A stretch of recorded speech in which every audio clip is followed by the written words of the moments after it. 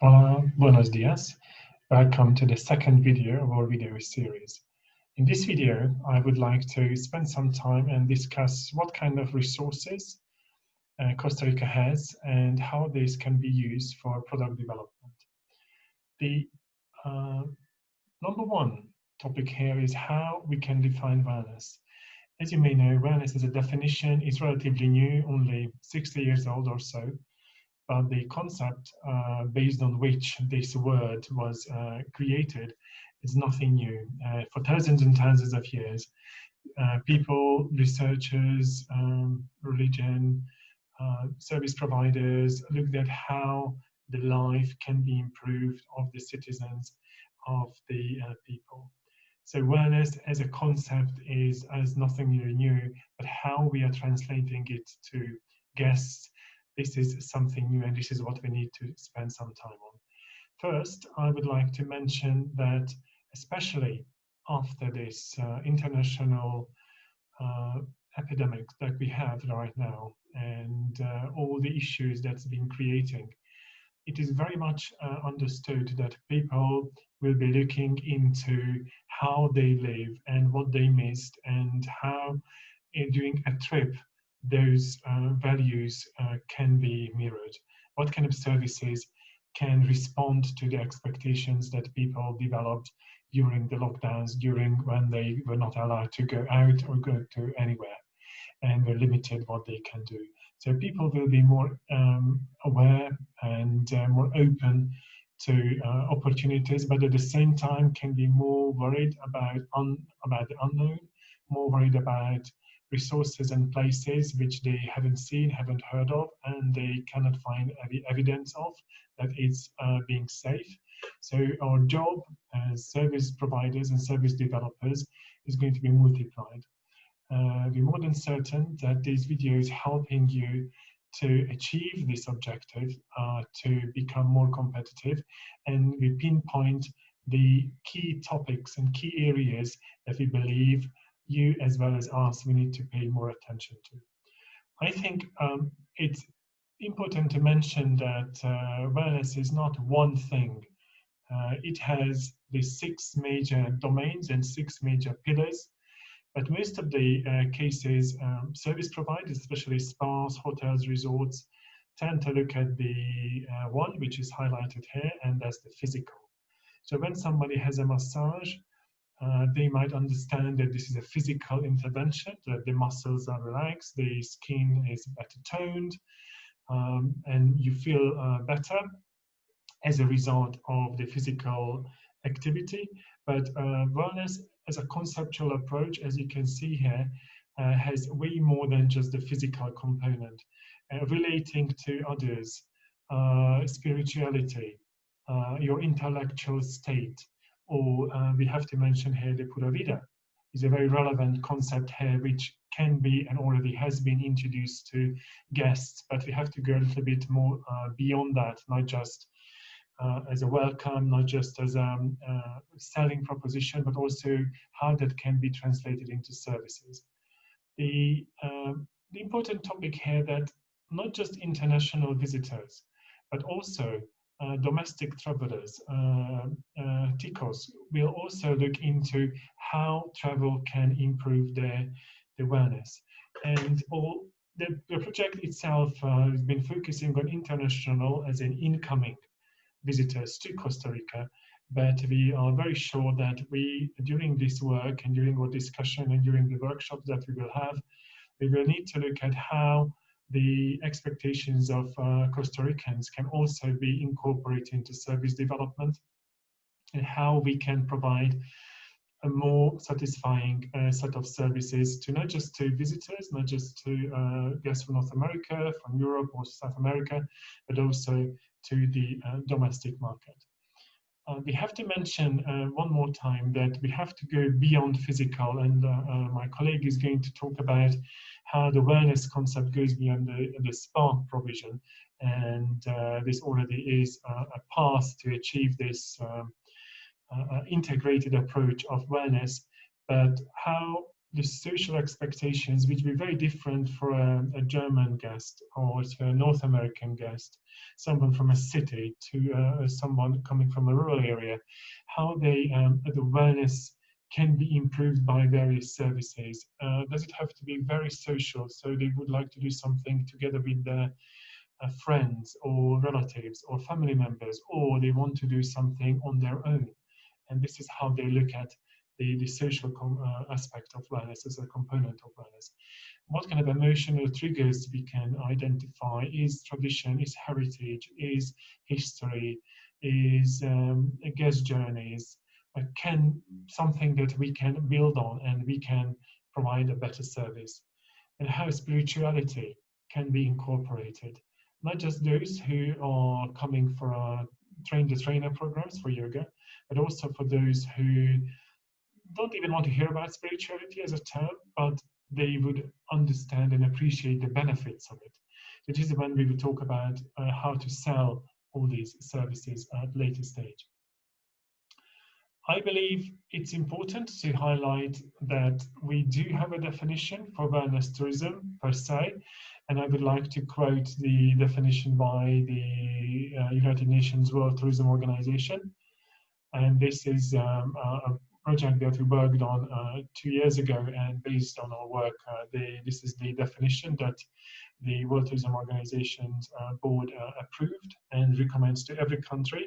So we look at the primary motivation of tourists to engage in preventative, proactive lifestyle enhancing activities such as fitness, healthy eating, relaxation, pampering, and healthy treatments and healing treatments. So the difference between wellness services and wellness tourism is that in the case of wellness tourism, the primary motivation of the guest is I would like to take part in wellness activities. Whereas those who just buy a massage in the hotel, they just taking the benefit of having wellness services on their side, but they're not wellness tourists per se. When we worked and visited the pilot zones in the country, and we looked at service providers, talked to local experts, talking to cultural representatives, product developers, those who create scents. We use this set of domains here, as you can see, looking at what kind of specialities that region has in terms of beauty regimes. Do we have products, not just coconut, not just cacao, not just coffee, but beyond that? Do we have ylang-ylang? Do we have sea salt? Do you have any other ingredients that the destination can use and build beauty services on? Water, which is not just the rain and not just the thermales, but also rain, also humidity, also fresh water, also salt water, or the lack of it, since water can come in a large number of ways and forms. Aroma, which is scents, what kind of local endemic scents we can identify from the amazing flora that we have in Costa Rica, which flowers, which scents, which fruits we might be able to use to create this really Costa Rica identity here. Movement, which most of which is imported, such as the surfing or the yoga, the cycling in the Caribbean side, or the trekking. So we don't necessarily have, apart from dances, traditional dances, which would qualify here, but the mix of all these services is really the key. Vitality, and this is where Pura Vida, as well as in living, comes in.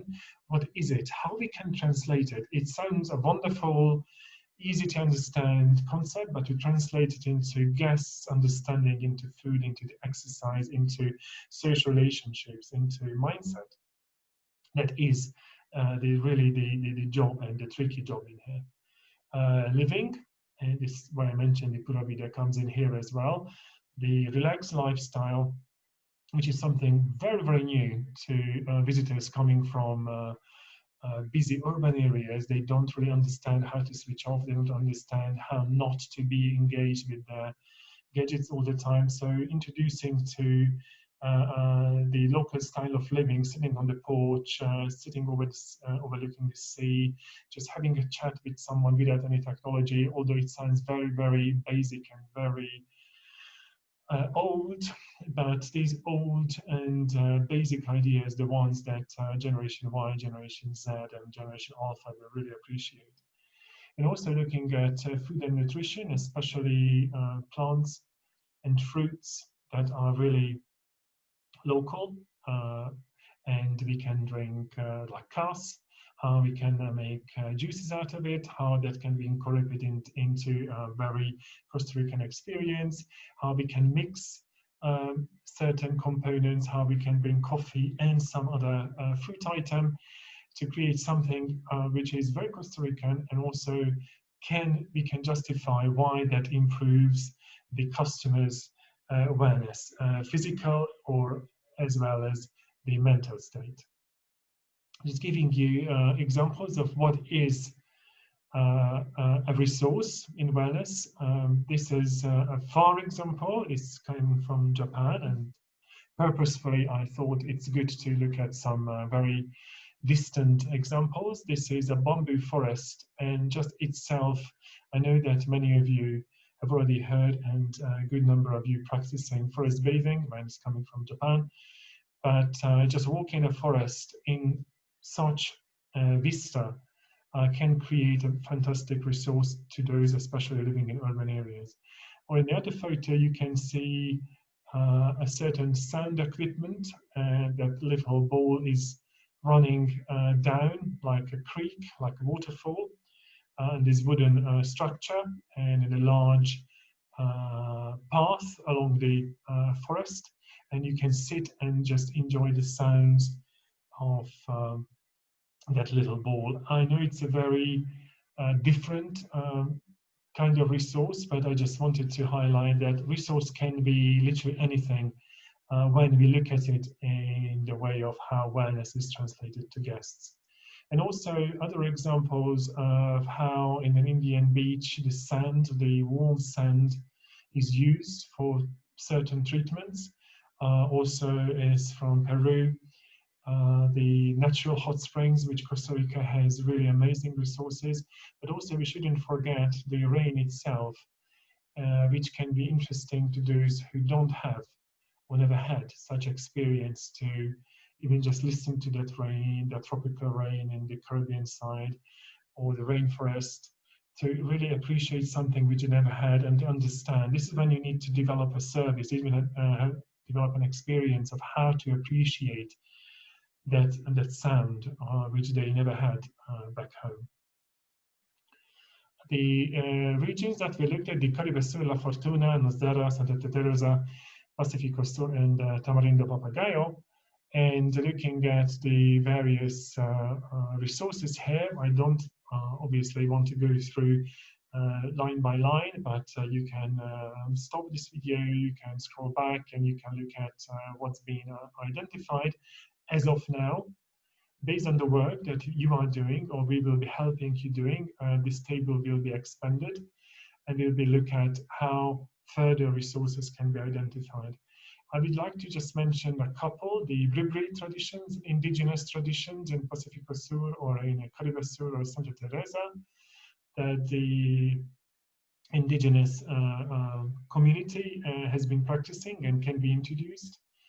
The organic and natural products and resources, sometimes the rainfall, flower scents, the combination of yoga and surf, the combination of yoga and adventure, the combination of nature and yoga, just living by the natural biorhythm, for example, in Pacifico Sur, that people don't get up when the sun rises. However, researchers suggest that many people can cope with the daily life in a much better way should they follow the natural routine of the world, such as get up when the sun rises and go to bed when the sun sets.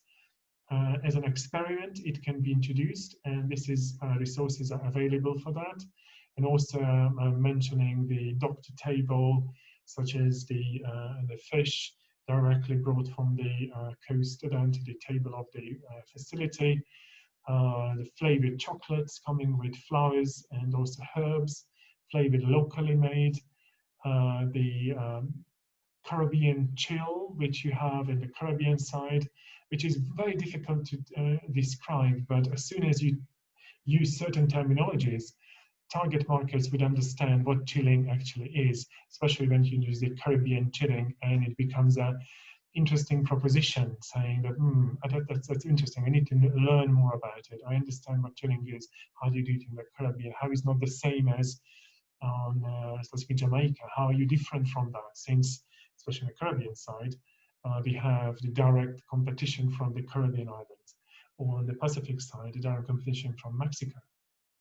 So we need to look at how these flower stands, the hot springs, the fresh water, and the hot spring combined, the volcanic mud, the shamans, the rain, the flower stands, the coca, the cacao, the coconut, piña, anything can be brought into one. And we, as a puzzle, we locate every single resource. Accordingly, it creates something which is very typical to that area, and it doesn't compete directly with another region, but makes Costa Rica as a very competitive wellness tourism destination. The second video here, we looked at how resources can be identified and the range of resources from natural to cultural resources. And I believe that this is going to be one of the key topics that we will work with you directly, looking at where you are based as a facility and how we can help you to identify resources at your facility and how that can be incorporated into our wellness tourism product and how wellness tourism can be developed. Thank you for your attention and see you in the next video. Gracias.